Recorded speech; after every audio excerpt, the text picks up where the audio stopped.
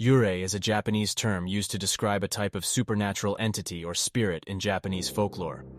Yurei are typically depicted as the ghosts of people who have died in tragic or violent circumstances, such as murder, suicide, or betrayal, and who have not been properly laid to rest. In Japanese culture, Yurei are often depicted as pale, translucent figures dressed in traditional clothing, with long black hair covering their faces. They are said to haunt specific locations or objects, such as a particular house or a certain piece of furniture. Yurei are also believed to have the ability to cause harm or misfortune to those who encounter them. Yurei are a common theme in Japanese horror movies, anime, and manga, and they continue to be an important part of Japanese folklore and culture to this day. It's difficult to determine the exact earliest record of a Yurei sighting, as stories and legends about ghosts and supernatural beings have been part of human culture for thousands of years. However, there are some records of Yurei sightings from ancient Japanese literature and folklore. One of the earliest recorded stories of a Yurei can be found in The Tale of Genji, a classic work of Japanese literature written by Murasaki Shikibu in the early 11th century. In the story, the ghost of Lady Rokujo, a rejected lover of the main character Genji, haunts him and his new lover, causing them great distress. There are also records of Yurei sightings in other works of Japanese literature from around the same time, including The Pillow Book and The Tale of the Haika.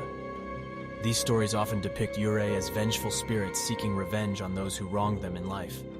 So while it's difficult to pinpoint the exact earliest record of a Yurei sighting, we can see that these supernatural entities have been a part of Japanese folklore and literature for centuries. Exorcising a Yurei, or any type of spirit or entity, is a complex and difficult process that varies depending on the specific beliefs and practices of the culture and religion involved. In Japan, where Yurei are part of the folklore and mythology, there are different methods for dealing with them. One common method is to perform a ritual known as ofuda, which involves the use of paper talismans inscribed with powerful prayers and symbols. These talismans are placed in the home or other affected location to protect against the Yurei and prevent them from returning.